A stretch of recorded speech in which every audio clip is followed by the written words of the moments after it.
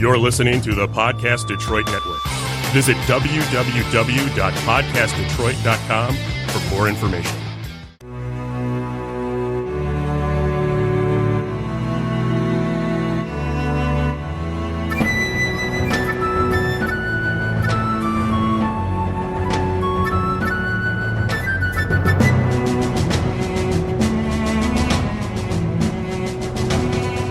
Hello, friends. Welcome to episode 31 of Storyteller Conclave. This is a show all about helping you run the best tabletop role-playing game that you can, whether you're a new storyteller or dungeon master learning the craft, or an experienced storyteller looking to take your game up to the next level. I am Sara. I'm Rob. How you doing, Rob? I'm actually doing pretty good. We had a bit of a holiday break there. We did. We tricked everyone and stacked up some recordings so we didn't have to be in the booth. So it felt weird not being here last week, but it was nice. It was nice. It was nice to kind of take a break, and I thought it was a nice episode last week that we had. So no, I thought it turned out really good. Yeah. I hope everybody enjoyed it as much as we did, honestly. And I hope everybody's holidays were very nice. Those of you that celebrate Thanksgiving and stuff like that. So, but we are back on our regular schedule, and we are ready to talk about environmental storytelling tonight. And we're gonna throw some curveballs at some of you and about your thoughts on that. I know we came across some stuff. I posted some stuff to Sara, and we went back and forth with where things were at. And I honestly thought that at the onset of this, that this was going to be Sara talking about Dark Souls for an hour. I mean, it could have been. It could have been. And then literally I'm writing and I'm sending her these videos to watch. And she's like, I thought I was going to write 3 pages, Rob. Can you pause? that was a matter of time, honestly. It was just that I was finishing up some stuff, and you had gotten to writing in the shared document about a half hour before I had gotten there. Yeah. And you had already put 3 paragraph essays on there. I did. And I was like, well, I just read what you wrote, and you basically wrote what I was going to write. So That's true. I'm just going to sit back and let this happen. Thanks, man. Yeah, I mean, and the good news is that whenever we do these things, we learn more. We explore more. Yeah. We do a lot of and that helps. Mm-hmm. But it's things that we wouldn't have thought to think about and to talk about. That's one of the things I like about doing this podcast is I learn a lot. You know? And really I want to say it's 2 hours of us talking, but it's 1 hour of us talking beforehand at dinner, going over our show notes and catching the little things, and then an hour actually talking to people like they're in with us here. And like we have a few listeners right now. Knox, thank you for joining us. And Technology, it's good to see you as well. Yeah. Always the hype. We'll accept all of the hype. But there were 2 videos that I pulled down and shared with you that I felt were interesting. And what was funny was they came from a video game storytelling perspective. But I think they're exceptionally relevant to all storytelling, and specifically for trying to tell a story in a game setting. Well, sure, absolutely. Because, I mean, one of the things that video games and role-playing games have in common is just the fact that there are environments in them that are there to be experienced and gone through. Now, typically your environments in video games are shown to you through the game's graphics, and, in a tabletop game, it's all theater of the mind's eye. But one way or another, though, that's really the only separation. It really doesn't matter if you're playing a video game or a tabletop role-playing game. Either way, you've got a place that your story is taking place. Right. And that place is going to need to live and breathe and have stories that take place within it and about it. Sure. Either way. So let's like we usually do, let's start kind of at a definition stage. Yeah. So when we're talking about environmental storytelling, what do we mean? So environmental storytelling is using the environment to tell a story rather than directly telling it. Okay. It's kind of a middle ground between plot and world building. World building is basically just saying this is a thing that exists. Right. Plot is like saying these are things that's happening. Environmental storytelling is a little bit like saying this is the thing that's happening to the things that exist. Okay. I like where you're going with that description. Because it's hard to try and find that that gray space. Yeah, it's a little weird to pin down. So like a quick example of it, and this is a very cheap quick example. We'll obviously we've got a whole podcast to go into detail about this later. Right. But would be, instead of saying there was a firefight in this room, right, you might say you walk into the room and you see that the door frame is splintered. There are bullet holes in the walls and the window is shattered. Yeah. Okay. Now you've got a room. Rooms are just rooms, but now this room has some character. An event has taken place here. And rather than just hand it to you and say, this is what happened, right, I've handed you little evidentiary pieces, and you, the player, now have kind of gone, well, bullet holes, splintered door, broken window, probably someone kicked down the door, shot some guns, and maybe it broke the window. Maybe a person busted through the window. I don't know. Right. But now that room has some flavor. There was an event that took place there, and you're kind of involved in that story for having witnessed it. And you can kind of piece together that something happened here, you know? Right. And I think the part that gets me about that is that in your direct example, you're talking about an exposition of plot without really needing, is it important? Is it an important detail for the plot purposes? Or is it that, is it more a matter of, hey, and this is the way I looked at it was, I've got Shadowrunners, right? Sure. They're just getting, they're on the run. Their vehicle broke down, so they're having to take shelter somewhere in the slums, right? I can say like, oh, you pull over quickly and diagnose the tires completely flat and you don't have a spare. You're never going to be able to outrun, the Shadow Tech Corp that's coming after you. So you ditch into a couple of the huts that are on the side of the road there, husks of buildings, I could leave it at that, stating that there's a couple windows that you could basically, broken out windows that you can sit behind inside and get an idea of where they're at to start the firefight. Or I can say, something to the effect of, as you roll into what is left of this block, riddled with bullet holes, burnt out buildings, boarded windows, and cracked pavement, you find two doorways that are open into a 3-story apartment building that has been bombed out on the second floor and covered in police tape. As you make your way into the first floor, the broken pieces of a door remain barely on their hinges as you smell foul scents reeking from a bathroom long since discarded. And already I'm sitting here listening to the description going, dude, what happened here, man? What kind of neighborhood did we break down in? And then that's the thing is that you're giving an exposition of the space that they're about to do combat in.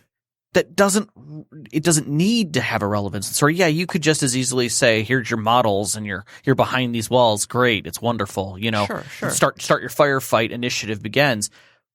But giving them the flavor of the space allows them room to role play within that space. And when the cops come up and, roll into that space, it gives them an idea that these clean, shiny corporate police roll on the scene in their, crimson armor and full face mask blast shields, reporting out with, Ares predators gleaming as if they were just printed off of a FabTech system. Those are big guns for people who don't play Shadowrun. Those are big, leveling big them guns across their hover skid, while spotlights light up and accentuate the darkness and chaos that lingers in just beyond your vision inside, where flies linger over spouts and what might be food that some scavenger had stashed in the corner, where there used to be a cabinet. Right.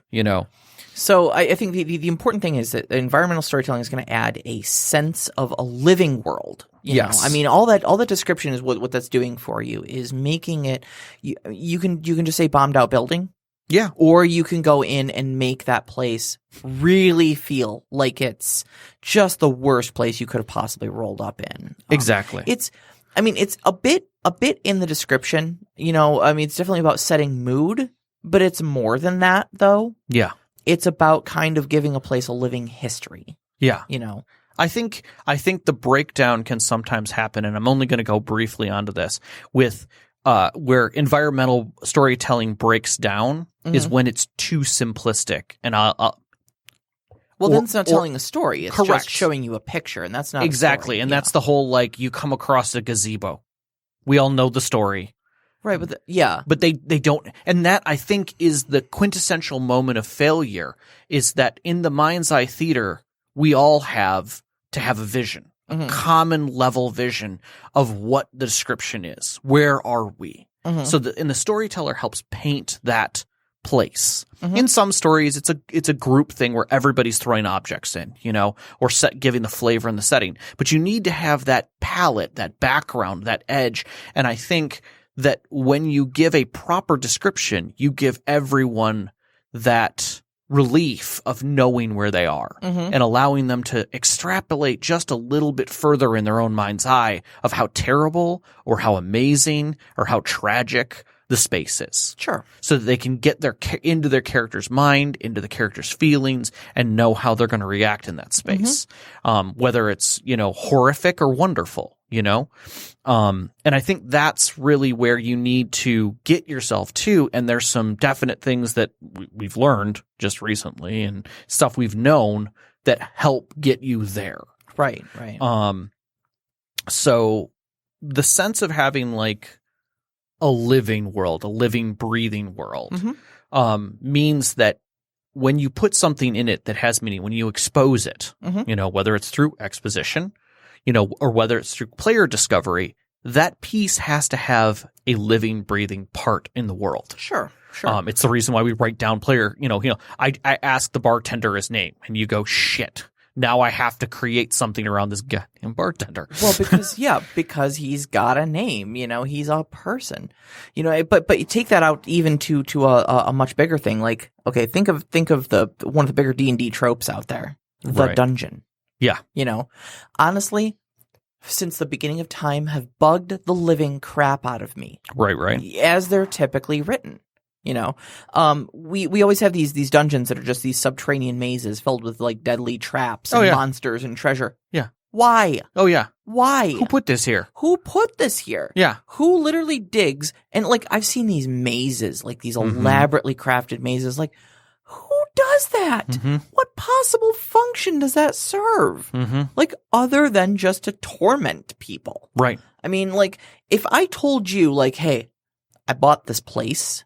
It's like the size of the Mall of America. And I turned it into a maze and filled it with monsters. And on the other side, I put all my worldly belongings. Huh? You'd look at me like a crazy person.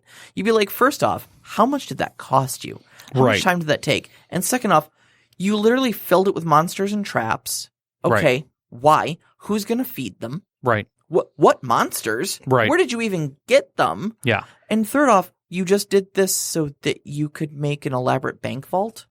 So I'm gonna blow your mind on somebody taught me this a long time ago, and that is most wizards are insane. Right? So they're not good at architecture. Right? They really suck at it. But so what do you do when you run out of space? You make more space. Okay. Right? For whatever you're doing. You don't necessarily think about it attaching to the previous space. You just think of, like, well, I need another 600 feet because I'm about to do this experiment with a wyvern, right? I gotta raise a couple of creatures. I've got to I need a summoning circle over here. I need water. Shoot, where am I gonna get water? Crap. I need a lot of water. Okay, you're a wizard. Summon some. Exactly. But when you're lazy, because you don't want to have to summon the water and rechalk the summoning circle. And then somewhere around room 17, you realize, did I leave something running? Is the oven on? Crap. You know what? Let's just leave this. I'm going to start anew on the next level up. I'm going to try over. Like, cause whatever happened there. I mean, maybe. I don't buy it running all the time. But anyways, this is a really long-winded way of saying typically your normal, like, tropey dungeons are horrible abominations that make no sense whatsoever. Okay. What was this place purpose? Why was it constructed? Why did they fill it with traps? How did the monsters get here? And I think most importantly too, and this is one of the ones I've never really seen adequately answered in a lot of, like, dungeon modules. Right. why is the party the first group of raiders to ever delve into this dungeon? Okay. And I ask you that simply because, of course, all the traps are there. Of course, all the treasures are there. Mm-hmm. I remember a long time ago, I answered that exact question. I wrote a dungeon that was like 4 levels deep. Mm-hmm. That was an ancient crypt. Sure. From a civilization that was long past. Sure.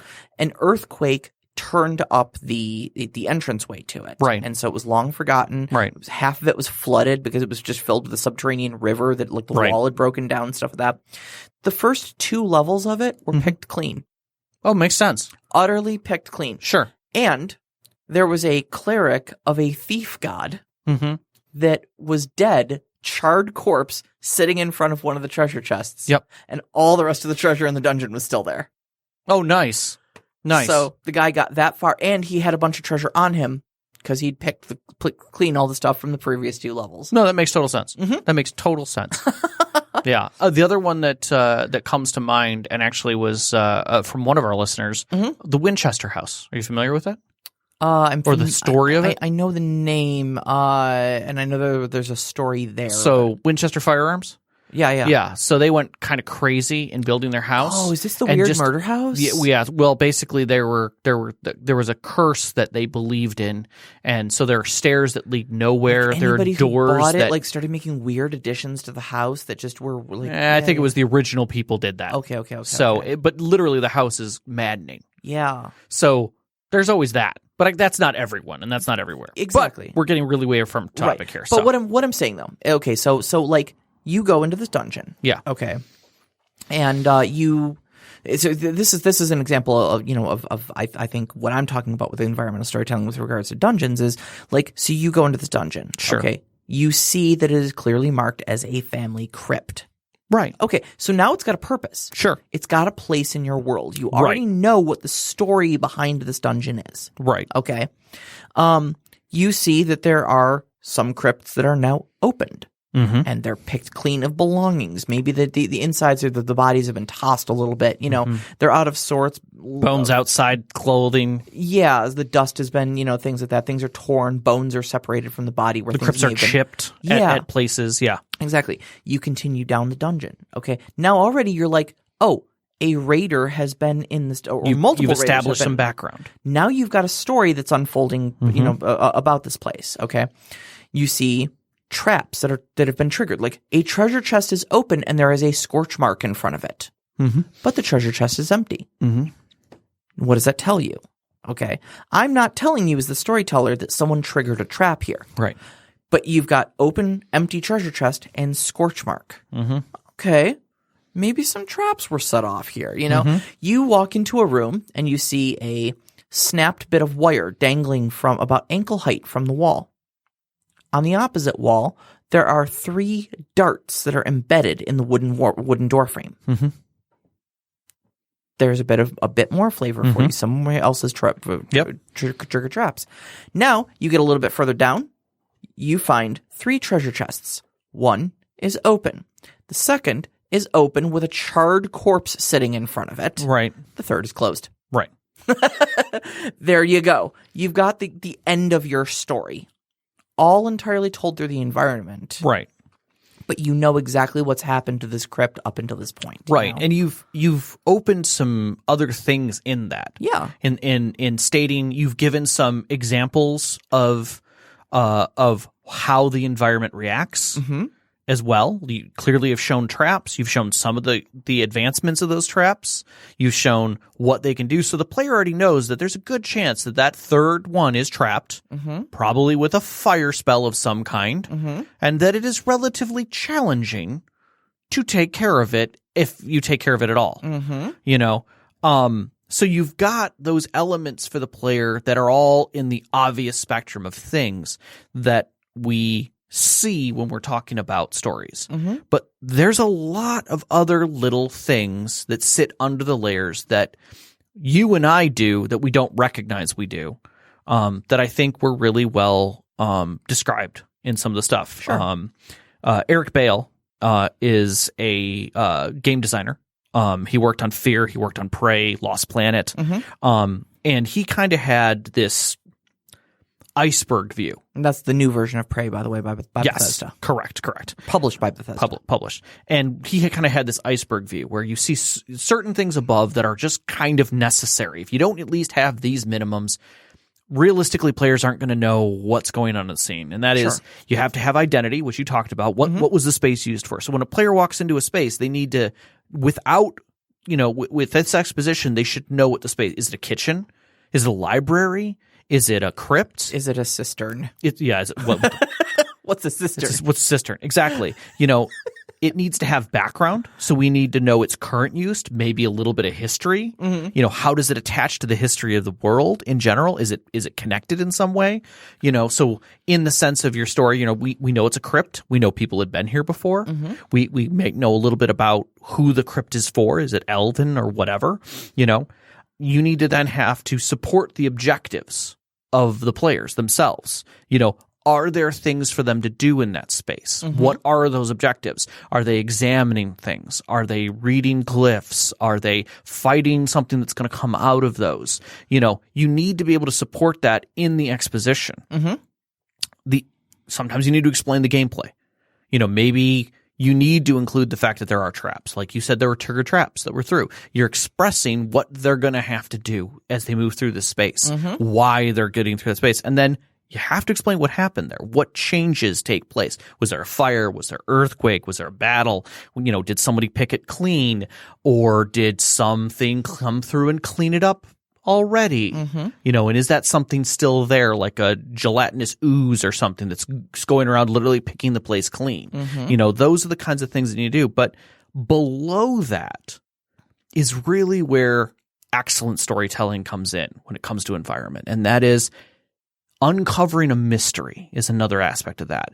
Who did this? How long ago? When? And throughout your rooms, you're going to give more of that flavor. You might in one room have, certain hieroglyphs. And in reading those, you pick up that this is a tomb of Talos devoted to his devoted followers. But that first layer is seems like for peasantry, maybe some servants, And then as you move in, you find out that they were servants who were serving priests who are in the next layer. But there are doors beyond those priests. And you learn from the priest manuscripts, the pieces that are still there that were tossed to the side by thieves because they're meaningless to them, that maybe they were not just worshiping Talos, but trying to resurrect one of his oldest disciples for some great meaning. So now you're starting to uncover this mystery that is beyond necessarily the plot.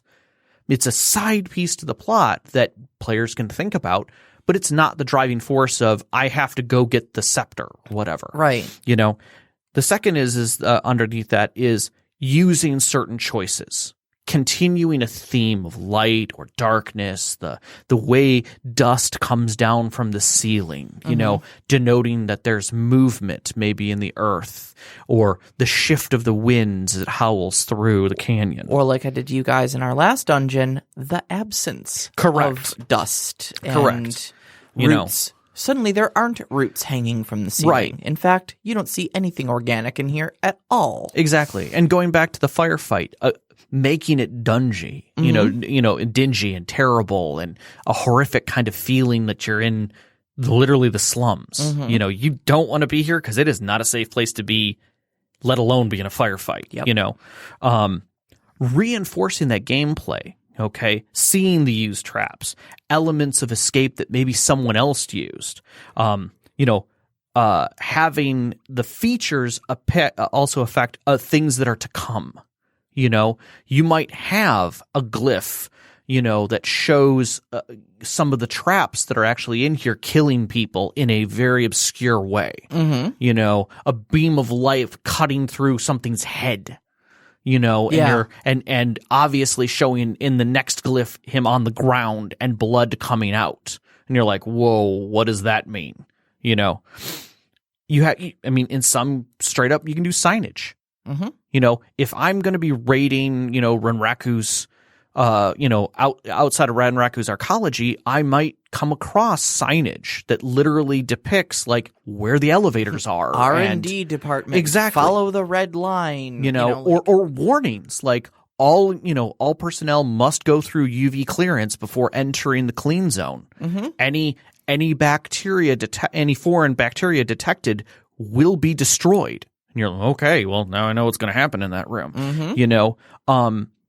You then move into something like personal touches, little things that explain the life of the NPCs. Like if you know you're going to someone's cottage because, the farmer just told you that ghosts have inhabited his cottage, you're going to find relics of him there. Mm-hmm. Pictures of his wife, maybe his trusty, his gun still sitting in the corner because he ran out, but it's unloaded and there's a box of ammo scattered across the top of the table. A wood carving knife and 16 if you count the unfinished one, carved penguins. Yeah.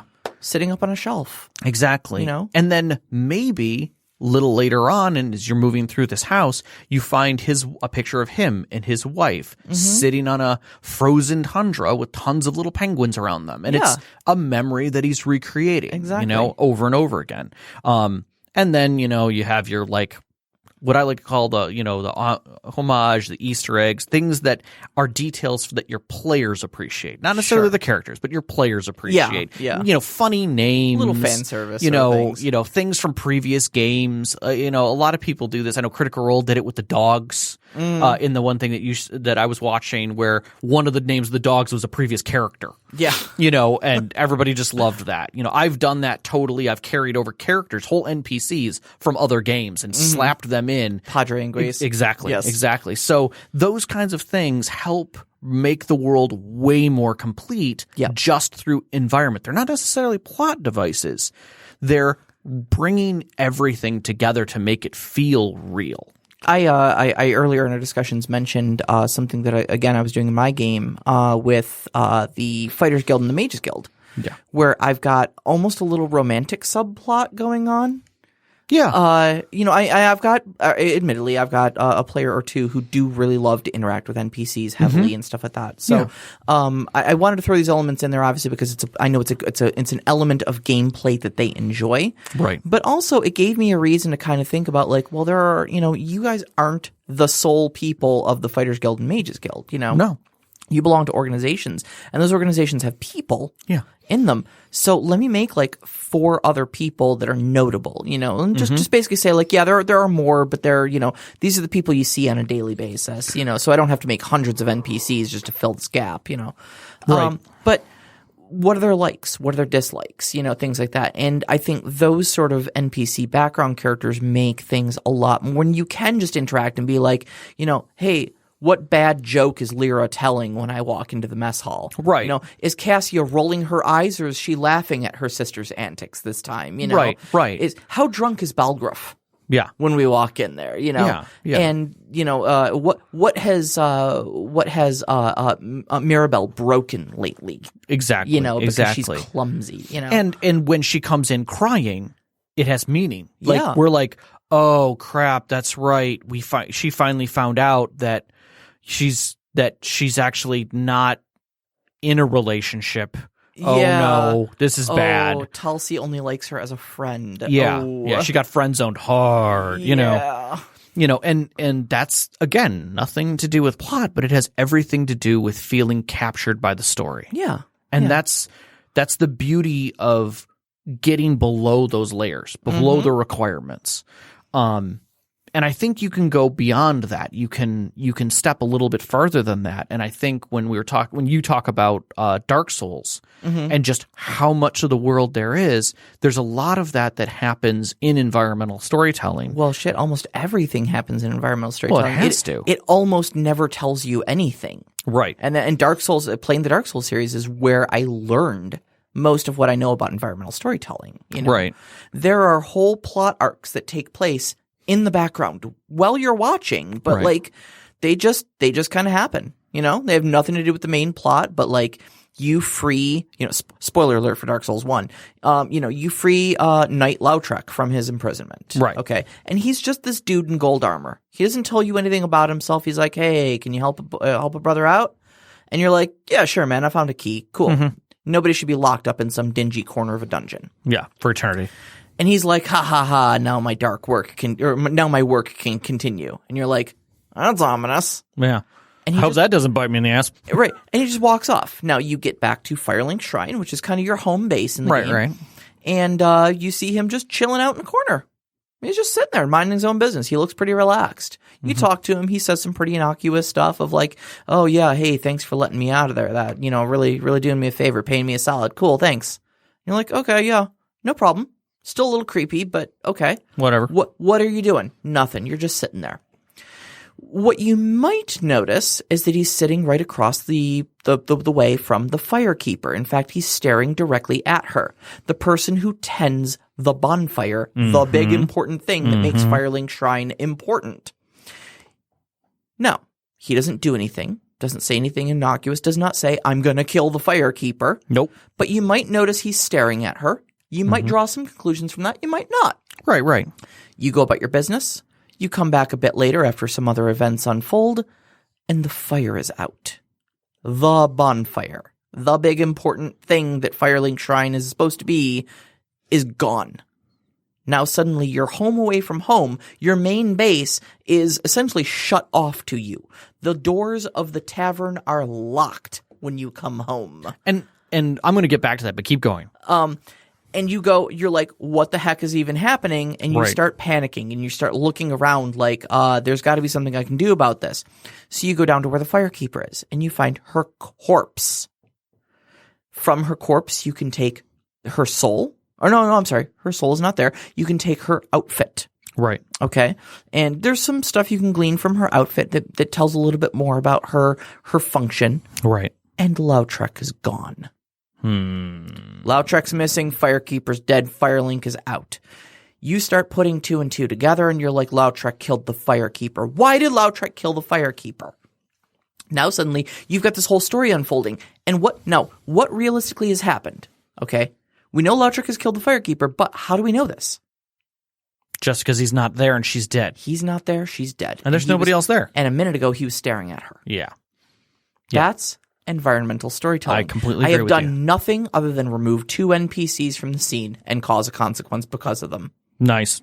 And again, we're not ignoring you guys. We're just getting through some points here. Yeah. But yes, exactly. It's setting a stage, moving pieces, and that, again, don't have anything to do with the active dialogue or the plot, but you're still telling that story of those people, and moving through those moments. And yeah, totally spoilers. Yeah, we should have said that. I did. Yep. I did say spoilers for DS1. That is true. If you haven't, then you got that. We're not going to ignore you, Knox. I agree. I'm not completely ignoring you because I'm looking at some of your stuff and it is pertinent to the conversation.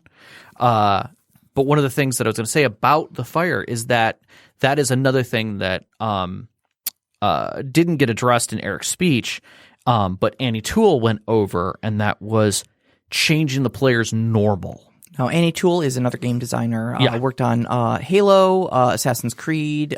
She did the Halo Lone Wolf novella. It's a comic. Yep. Which is beautiful. Sorry, Overwatch.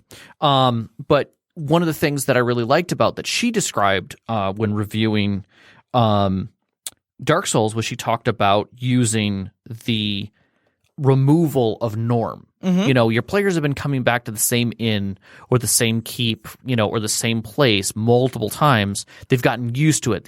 It's when your Shadowrun players go, return back to the Johnson and they find the bar full of bullet holes and the dead Johnson in the back with a bullet in his head. Mm-hmm. Something just changed. Yup. Number one, they may not be getting paid.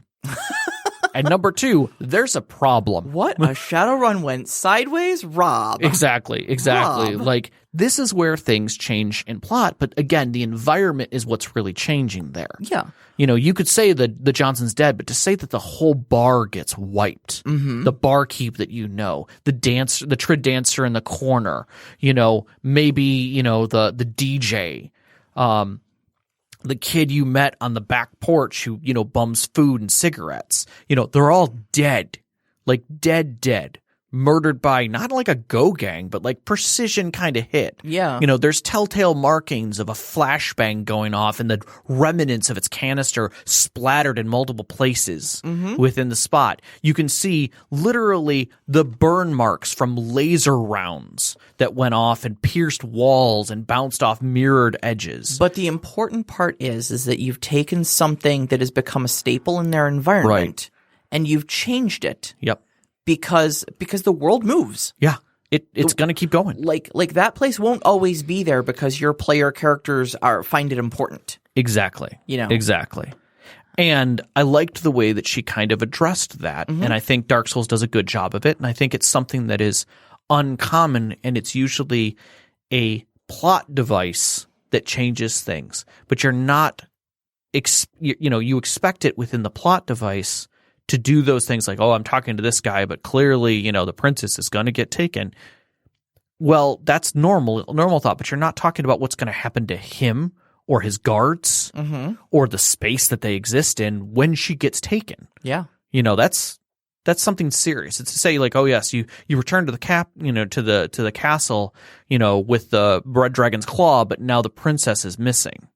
And the captain of the guard comes to you. That's great. That's simple exposition. But to detail that the castle is in ruins, men are scattered about, broken and bloody, some dead on stretchers, women crying over them. These guards who have guarded the king's castle for their entire lives, priests praying over their broken remains. Everything changes its environment when it takes place. Like, think to the spies when you guys were in Kvatch. Oh yeah, totally. Everybody you interacted with was paranoid. Yeah.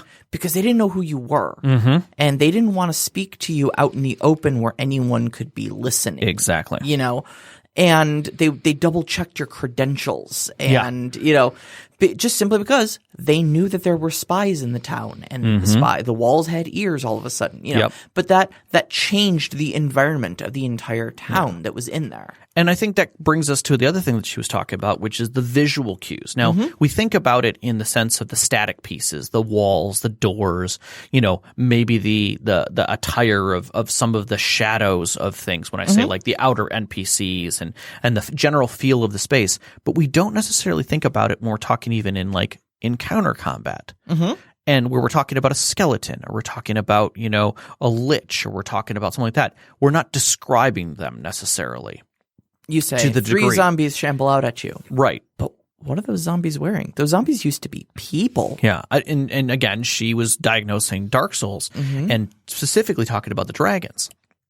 That the dragons used to be gods of this world. They were the only freaking things there, immortal, eternal, living in this gray space. And then the darkness rose, humanity, and the light came, other gods, and there was a clash between light and dark and these unbelievable creatures that were there as immortal beings, and they fell. And when you come across them, they are decrepit. They are barely hanging on. They are trying to nobly stand. And what she said was one of the artists who was working on it, one of his first depictions, was like a maggot-ridden, flesh falling off of it, kind of undead. And the lead director on it, artistic director, was just like, how could you possibly do that to a god? You're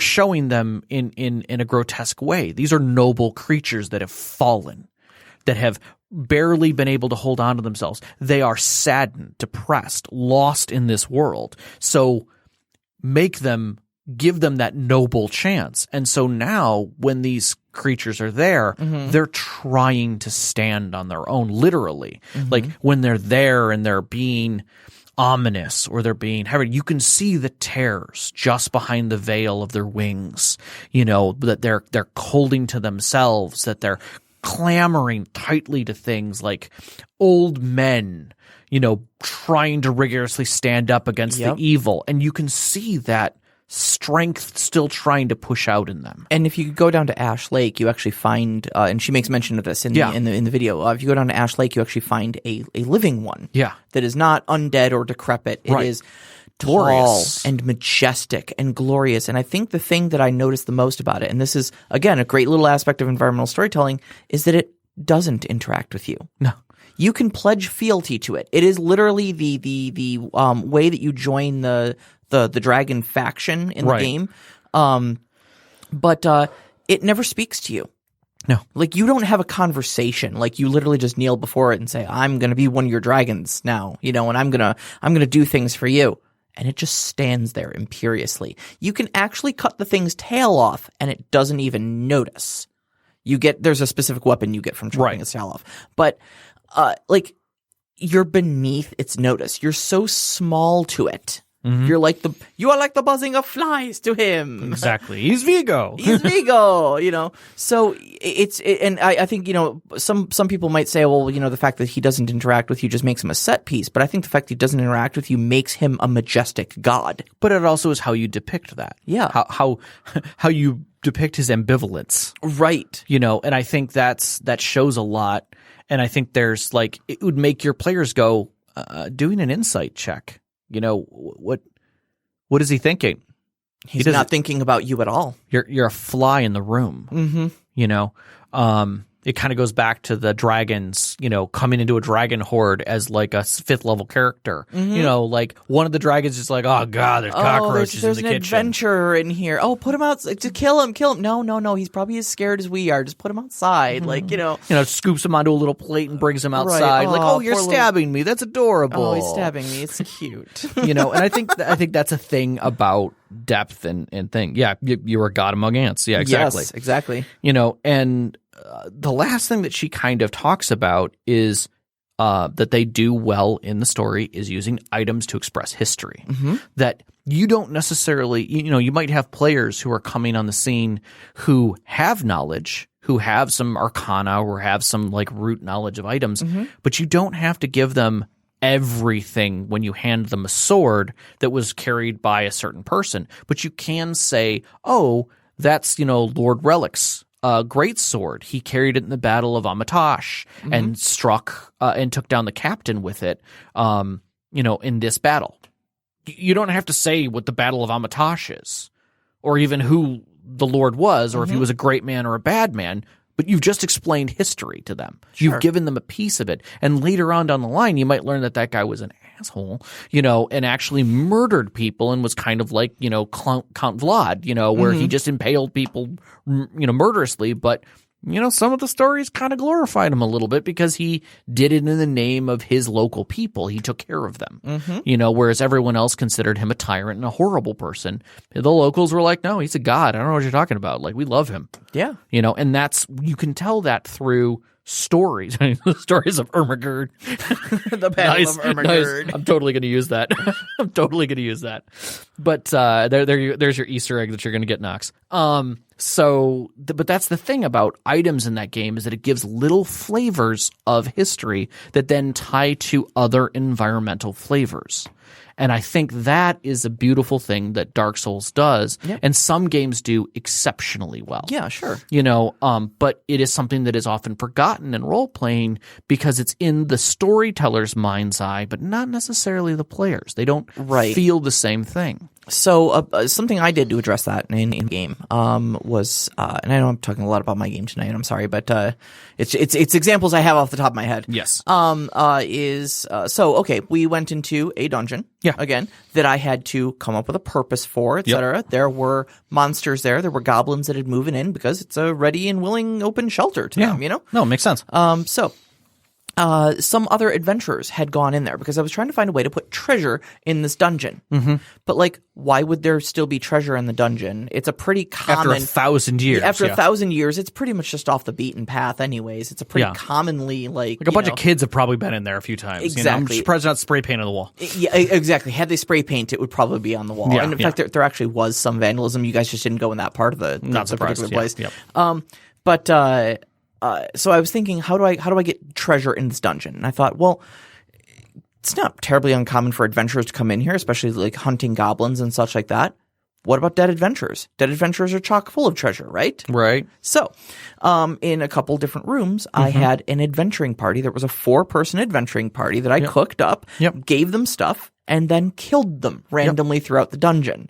And that was a little bit of environmental storytelling there where you found 2 of them in one room. One had fled into another room and she died with arrows in her back. And there was a short sword. There was a +1 short sword. Yeah. And so this particular person was a wood elf, a Bosmer in this setting. So I put the +1 short sword on there, and when asked what the short sword looked like, I then, it was on the body of a wood elf. Yeah. So I described the wood elf aesthetic. Right. And wood elves have a prohibition when we're in the land of Valenwood where they come from clipping anything basically off of the plants or anything like that. Right. Like they cannot fell trees, they cannot use the living wood right. as anything. Has so to be given. Consequently, or fall. all of their stuff is bone and leather and stuff like that. It's all animal made. Yeah. So I described the short sword with a bone handle to it, with leather wrappings on it, and markings in Bosmeri language, basically saying that it's some sort of a family heirloom. Right. But now suddenly this +1 short sword has a history. It had an owner. Yeah. Because you plucked it off of her body. Yep. That was filled with arrows, so you know how she died. Oh, yeah. She was in there with 3 other adventurers, so you kind of know what she was all about. Yep. And like when I expected you guys to kind of just pick it up, like, oh, hey, it's a +1 short sword. Who can use that? The rogue. Cool. Congratulations. Right. But what I wasn't expecting is that this got you guys. Like it hooked you. And now suddenly we were asking questions about the history of this blade, about the history of the person who was wielding it. Is there a next of kin we should be, returning it to in town? And it just became so much more than a treasure to you. Right. And that I think is really where we're going with this. So, all right. Technology says, sorry, y'all. I meant to listen live, but I was making cookies and things got out of hand. Things got out of hand making cookies. Man, you are – get down. Get down with your bad self. All right, that's it. Just go off. We're going to questions. This is now a cookie podcast. Yep. Sorry.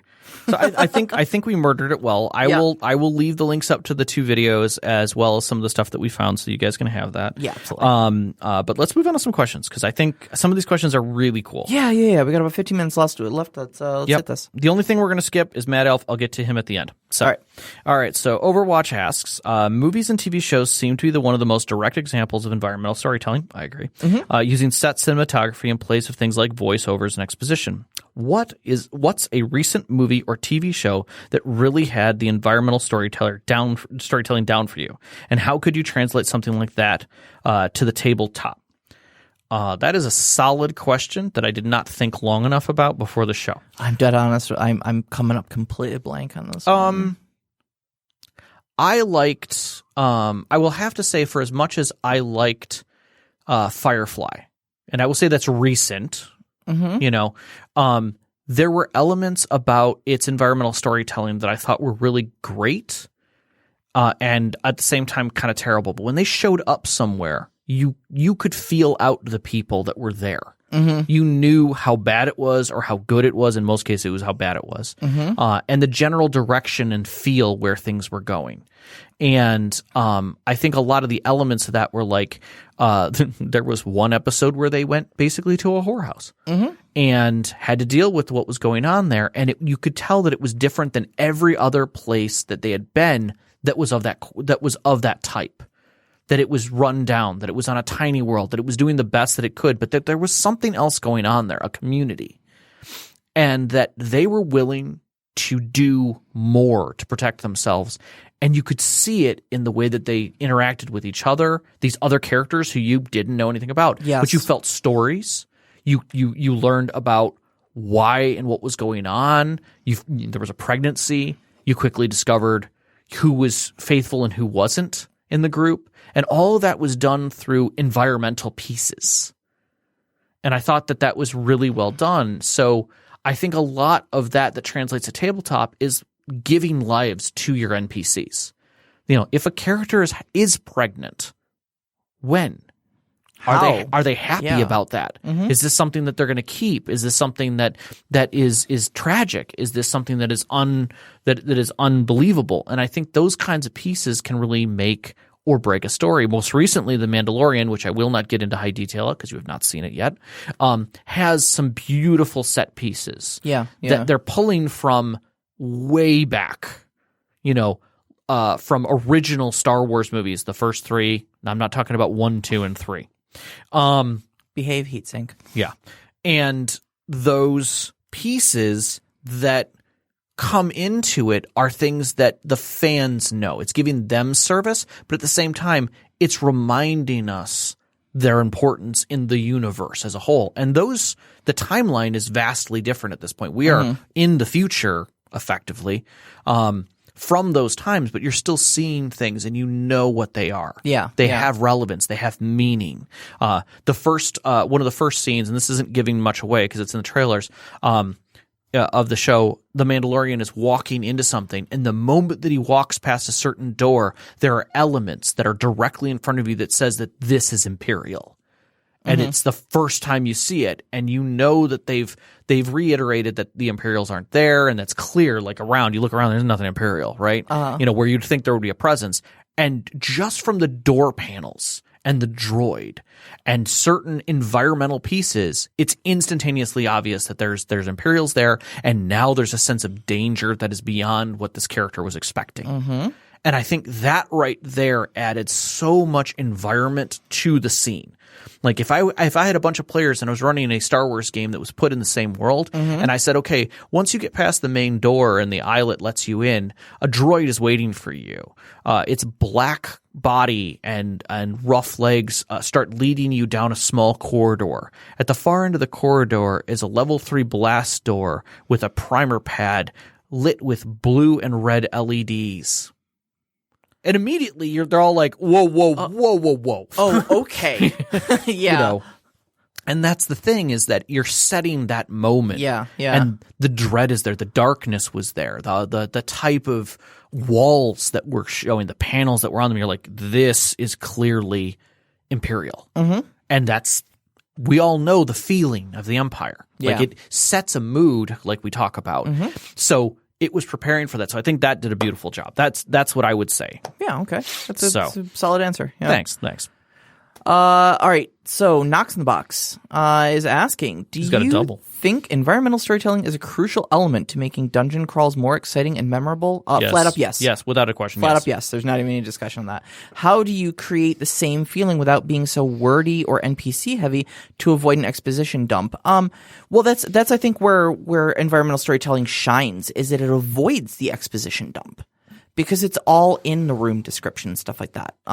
For instance, to give you, to kind of go back to the last dungeon that my players went through, at one point, I'm describing your typical ancient ruins. It was an ancient crypt. They knew this going in.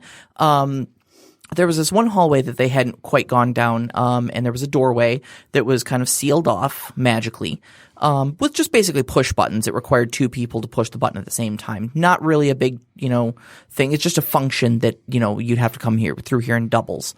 They opened this door, which separated this chamber from the one beyond it, and immediately they notice in my description that I have said that there is, it's clean on the inside. And now the players, like Rob specifically, kind of lit up, and he was like, hold on, it's clean? What about like roots or anything like that coming in from the ceiling? I'm like, no, none. Dust on the floor? None. Do I smell acid? Yeah. Somebody else actually asked about that. There's a bit of an acrid smell in the air. Little like somebody's got a bottle of vinegar open in the next room. But you can definitely smell it. It's definitely different from out here. We were terrified. And all of a sudden, everybody's hackles went up. Now, I haven't plot dumped anything that there is a black pudding in the next room. Nope. That is essentially a gigantic carnivorous ball of acid. But you start drawing some conclusions that every organic piece of matter has been picked clean from the place. Even the dust is not on the floor, and there's an acidic smell in the air. Yep. They knew what to expect. They didn't know where it was. Yep. And there was no plot exposition. I didn't tell them, well, a black pudding has obviously cleaned this place up. No. I just told them it was clean. It smelled like acid. Yep. And there you go. So you actually avoided an exposition dump by just giving that description. Yeah. I mean, sometimes you want an exposition dump to get the blind man's, feel, which is the everything that's outside of sight. Mm-hmm. You want to give off the scent of, sense, contact, the feel of the air, sounds around them. Yes. If you can get those off, you're giving them everything that they need to be able to close their eyes and see and feel the scene. Mm-hmm. So you strengthen those oftentimes to not have exposition. And if you're doing an adequate job of that, they will notice a difference when you're trying to indicate a change. Yeah. So yeah, it helps with attention. I think is the biggest thing is it's easy to pull the group's attention back when you start doing those things because someone's going to feel, what did you just say? It's clean. Right. It's going to trigger someone's mind and that is going to open that conversation back up.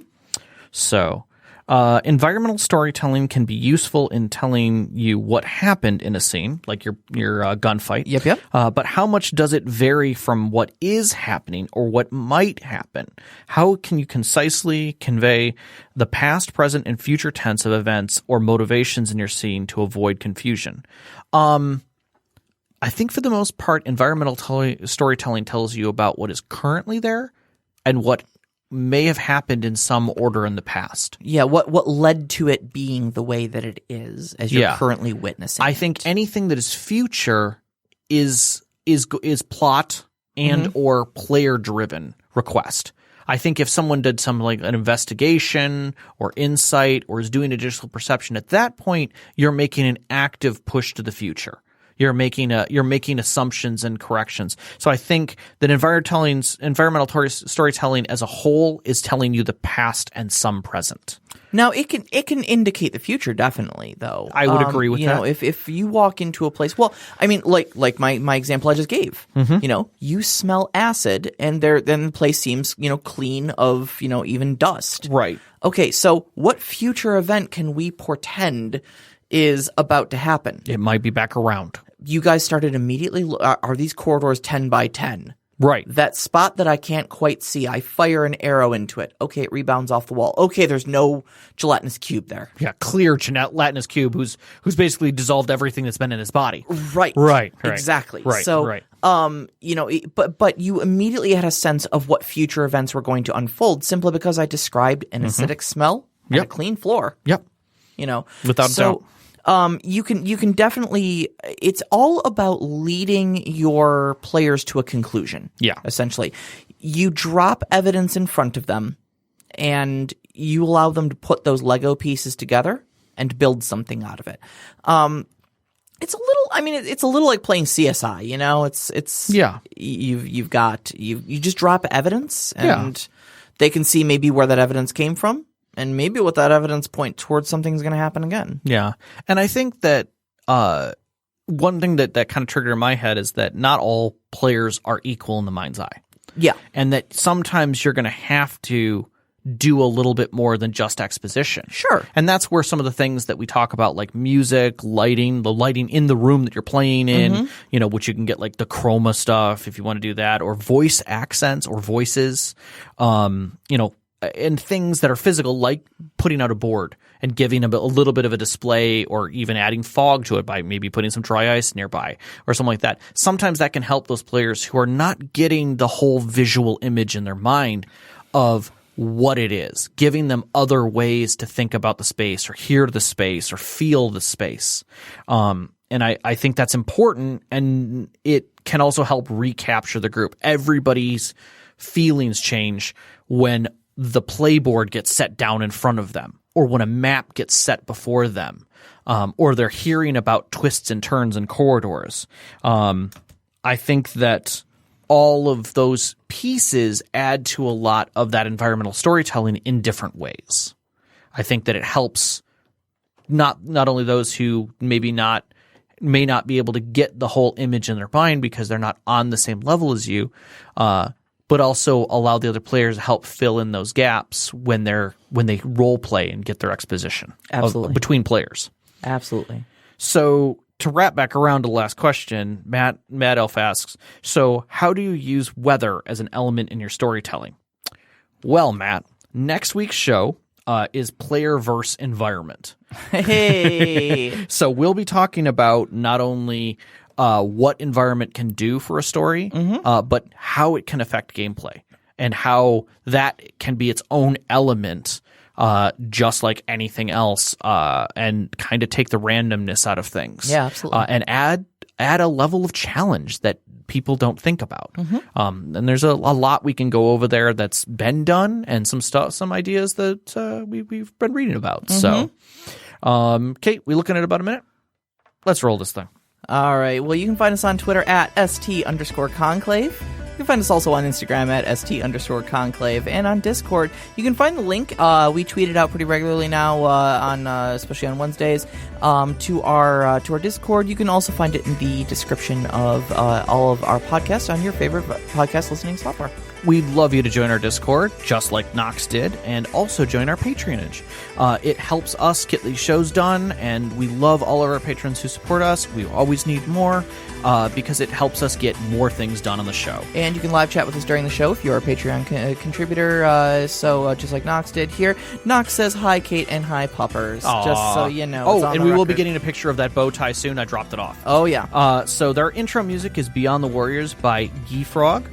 You can find that on geefrogmusic.weebly.com. Our outro music is Only Our Footprints in the Sand by Midair Machine, which you're hearing right now. You can find that at freemusicarchive.org. All right, we record our podcast every week at Podcast Detroit. You can find them online at podcastdetroit.com, on Twitter at Podcast Detroit. And a big shout out to our sound engineer, Kate, who is just knocking stuff over right there. That's a 4K camera that just almost hit the ground.